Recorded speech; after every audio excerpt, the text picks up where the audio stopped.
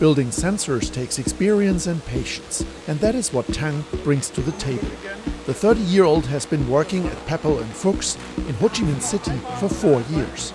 The German sensor manufacturer in Vietnam has just expanded its production with a new plant.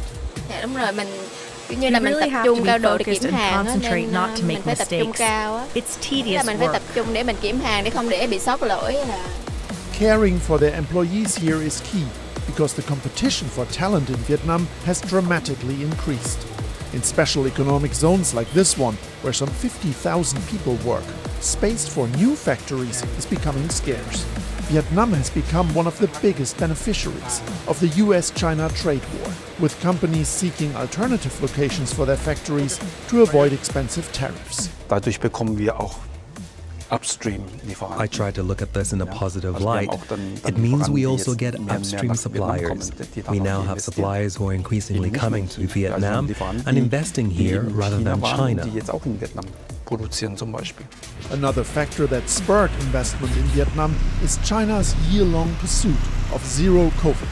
But that is not to say that companies are exiting China, says the local managing director at Bosch. He rather sees a gradual shift from industries relying solely on China. Wir haben ein sehr starkes Wachstum in China hingelegt in den letzten Jahren. We have achieved very strong growth in China in recent years and have now decided to remain active in China. So the China Plus One discussion is really a topic for us, where we say, yes, we also want to produce in other countries, but we definitely don't want to reduce our business in China. Half of Vietnam's 100 million people are between 15 and 45 years old. The communist country has also other advantages, such as a free trade agreement with the EU and a much lower wage level than China. But there are also challenges, says the representative of Viessmann, who has just opened a production facility. The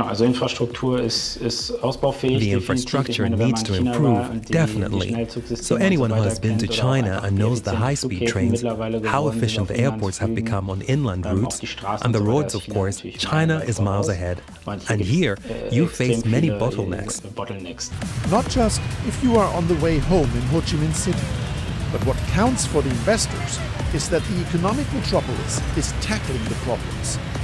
On its way to becoming the country for investment in the manufacturing sector in Southeast Asia, Ho Chi Minh City has set itself the goal of tripling its industrial space by the end of the year.